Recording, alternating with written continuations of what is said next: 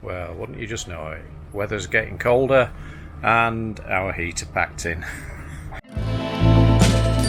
We are a retired couple who sold everything and bought a boat with the intention of living the dream in our later years. We've been running with a Chinese diesel heater. We've had one or two since we bought Ava. There's something that you have to either service or replace. I've often chosen to take a working one out, put it into reserve, and replace a faulty one, because they do go faulty. And that's just what this one did. It's gone faulty. It's given us an E08 error, which is a little bit of a nondescript error. That means that it's not fired, basically. We made sure we got plenty of fuel, cleaned it. I did find that fan there was absolutely made up with dust and grime, and that is one area of issue. But after cleaning it, I put a new burn chamber in because I did find that I could not blow through the inlet pipe, and you should be able to blow through into the gauze filter, so that was blocked. So I had a spare burn chamber, so I fitted that. Still couldn't get it to light. This is the original glow plug, so I suspect when it's blocked the burn chamber, what it's also done is burnt out the glow plug. So when it went down, we needed to get heat back into the boat relatively quickly, and so I took our spare, which I always have a spare that's a working spare, out of storage, and just drop that in. To do that, it's a few minute job. And so what I've now done is bought another new one, because there's not a lot of point in me spending time on that, because it could also be a control fault. Once you get E08, it can be a bit of a death knell.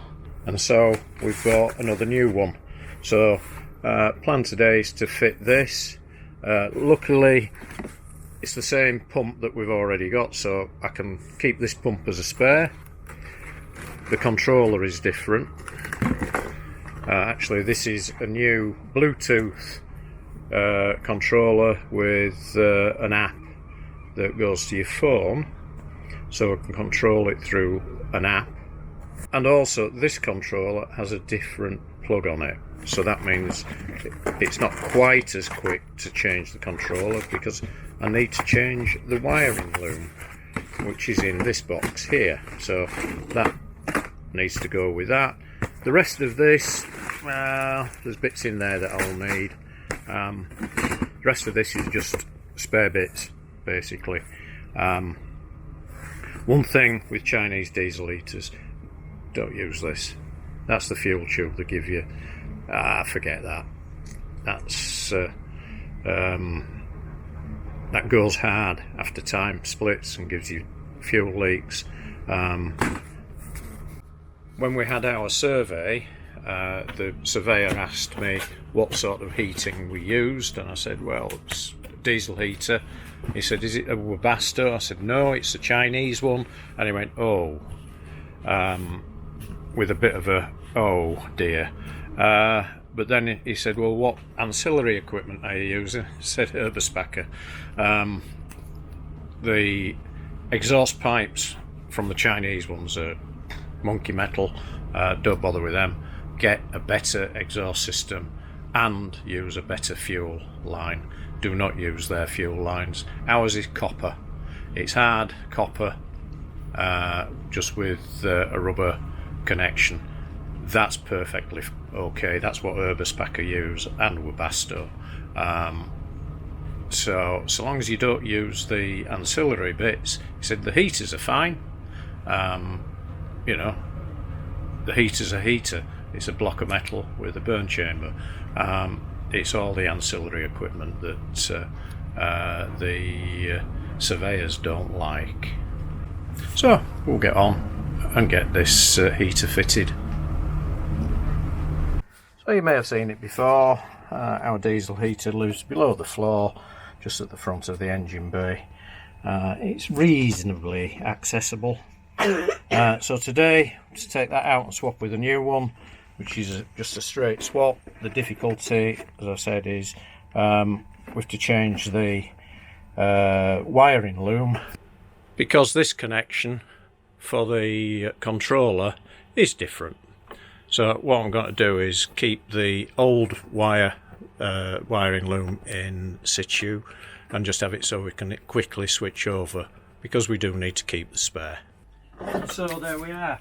That's taken 10 minutes to get the old, this is the spare working unit out.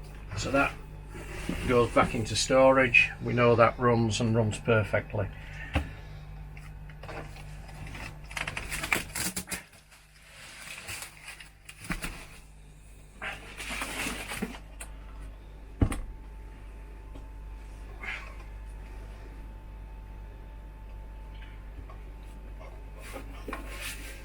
And this is the new unit to go back in, which looks exactly like the old unit that we've taken out. But is this not supposed to be upgraded? It's an upgraded model something. Controller. Oh, is that what One it of is? the things about the Chinese diesel heaters, not everybody realises it or understands it. There's different makes, different models. Inside, they're all exactly the same. It's the control units. So on top of the unit, you've got a control module, and you've got an interface, a user interface. They're the bits that differ, and of course that's what we've got now. The new one has a different control module and a different interface.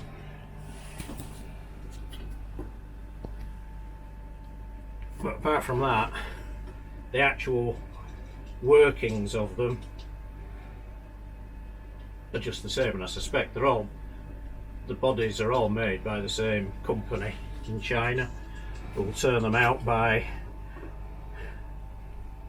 the tens of thousands, and then they're interfaced by different companies. So far it's been about an hour, or just less than, to take the old one out and put the new one in. I've added the wiring loom, and we've got the new controller up there. I just need to put the power on to bring this to life.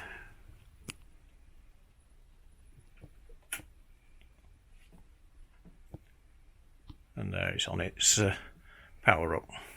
Super. Just have to program that now. And so the heater's now running. Straightforward. I've set the time. This has got a fuel gauge on, so it measures how much fuel it's consuming. Now I've set this to 50 litres, which is about what we normally put in with cans. So we'll see how that goes.